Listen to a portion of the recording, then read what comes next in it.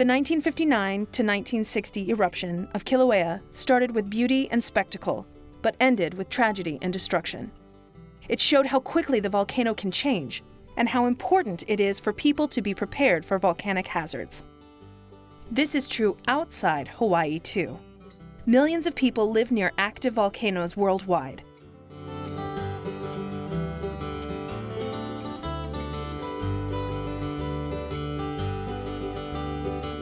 To prepare for future eruptions, scientists study past eruptions to find patterns in the volcano's behavior. Although the Hawaiian Volcano Observatory collected excellent data in 1959, questions remain about the Kilauea Iki eruption. 50 years later, a new team of researchers thinks the answers to those questions are buried in the tephra. What is tephra? Tephra. Tephra. Tephra. Oh, tephra. Tephra down the knickers. It's an Icelandic word. Tephra is anything falling out of a fountain or an eruption. The 1959 eruption was one of the most explosive eruptions in Kilauea's history. Bruce, Sarah, and Dawn are trying to find out why. Like detectives, these volcanologists search for clues in the rocks deposited by the lava fountains.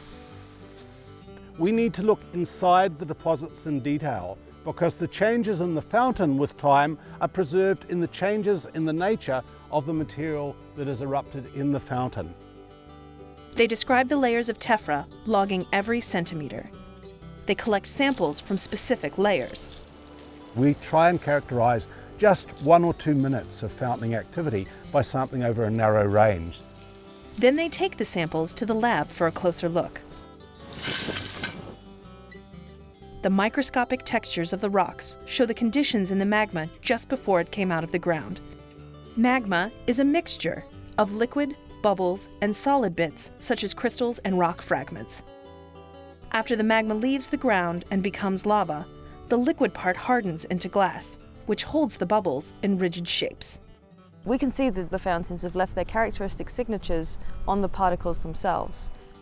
These types of particles here, you can see they're golden in color. We call these golden pumice. And when we look at these in detail under the microscope, we can see that they're chock full of bubbles. They're very frothy particle types. On the other hand, we have these very shiny black particle types. So these look very different, and we interpret that these form with very different trajectories through the lava fountain. Combining their new observations with data from the past 50 years, the team can reconstruct the Kilauea Iki eruption from the magma's point of view. How did the lava fountains get so tall? The answer is bubbles. Lots and lots of bubbles. Deep underground, at high pressure, gases remain dissolved in the magma. As the magma rises to shallower levels, it experiences a drop in pressure similar to the drop in pressure caused by opening a bottle of soda. That drop in pressure causes bubbles to form in the magma. When the magma is a few hundred feet below the surface, a large enough drop in pressure can trigger a huge number of tiny bubbles to form, turning the magma into a foam that is suddenly much less dense than the rock around it. The foam accelerates upward and exits the vent at nearly the speed of a jet plane. The tallest fountains had the most bubbles and reached the highest speeds. By comparing their samples to photos, measurements, written accounts, and film footage from 1959, Bruce, Sarah, and Dawn can link specific rock textures to specific processes in the magma. This provides a useful guide for studying other eruptions whose products aren't so well preserved, including much older eruptions that were not measured or photographed. The result is a more complete record of Kilauea's eruptive history. The better we understand what the volcano has done in the past, the better we can estimate what it will do in the future. And that will help residents prepare for the hazards they're likely to face. There are basically 3 types of hazards that I'm most concerned with here in Hawaii County due to the volcano. First of which is earthquakes. The second one that concerns myself is basically lava flows.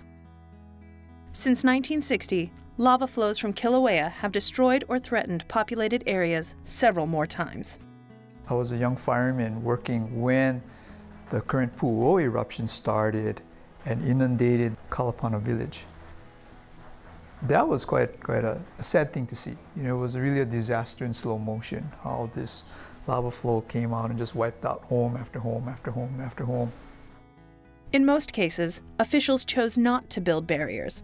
Examples from volcanoes in Hawaii and elsewhere show that efforts to divert lava flows almost always fail and can even create new problems. Lava flow diversion is a touchy situation. Here in Hawaii, we worry about cultural issues because the land's sacred to me too. And there's a lot of people that don't want us touching the lava. And there's also the legal part. If we divert lava in one direction and it destroys property, how responsible are we for having caused that? The proper response for this volcanic hazard is the same today as it was for the ancient Hawaiians. When Pele sends lava flows, the best thing to do is get out of the way.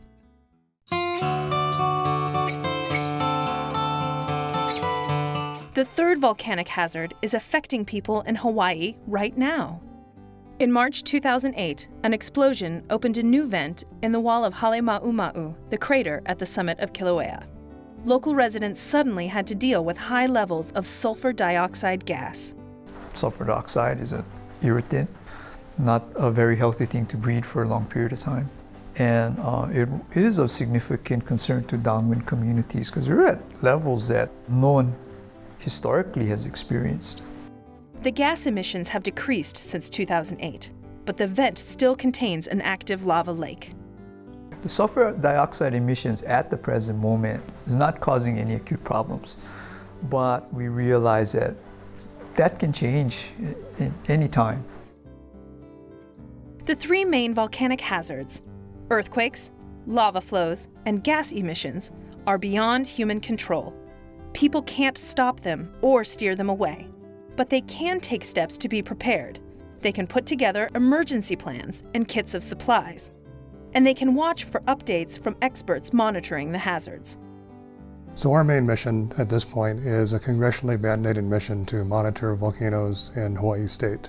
There are 6 of them that are considered active. On this island above sea level, it's Kilauea, Mauna Loa, Hualalai, Mauna Kea, Loihi below the surface, and Haleakala on Maui. Kilauea is the most active of these volcanoes. Modern volcano monitoring uses many more tools and techniques than in 1959. In the 1959 Kilauea eruption, it was very well documented visually. We still put a heavy emphasis on visual monitoring of the eruptions, but the benefit now is that we have all of this new technology. The camera systems now are completely digital, and to monitor the current eruption that you see just over my shoulder here, we brought together a whole bunch of different camera systems. We have an automated time-lapse system which takes a high-resolution snapshot every minute, and that's the one that you can see right here. We also have a high frame rate, low-light camera, so it can really capture the explosive events, the really dynamic events that we've been observing. In the years that I have worked on volcanoes, on Kilauea in particular, a lot of new technologies have come into use that have really helped, like thermal imaging. The thermal cameras have been very useful in the summit vent. They can see through volcanic fume like it's not there. So we can see changes in lava level, we can see spattering, things that you just can't see with the human eye. We also have a webcam system that is imaging the vent every few minutes, and these images are immediately sent to the public website so the public can view. We look at satellite data now on a daily basis. Our tilt meter and GPS receiver network can show us changes in ground shape and orientation. But there's no replacement for boots on the ground, so we go out by helicopter, we go out on foot. We collect samples of the lava coming out of the vent, and the geochemical signature of the lava gives us insight into the magnetic plumbing system. After 50 years of advances in research and technology, can today's scientists predict what the volcano will do? Not really. Just as in 1959, scientists can tell where an eruption is likely to happen, but not exactly when it will start. And just as in 1960, people are powerless to stop lava flows or gas emissions, But scientists can now detect and interpret changes in the volcano with much greater sensitivity and accuracy. And they can communicate that information faster to give people earlier warning about possible dangers. Research on past eruptions, such as Kilauea Iki, and monitoring of current activity can help us prepare for volcanic hazards. But despite our technology, our control over the land is still limited. This landscape, this volcanic landscape that you see, is Pele's home, and she is the one really in control. And we as people have to respect that.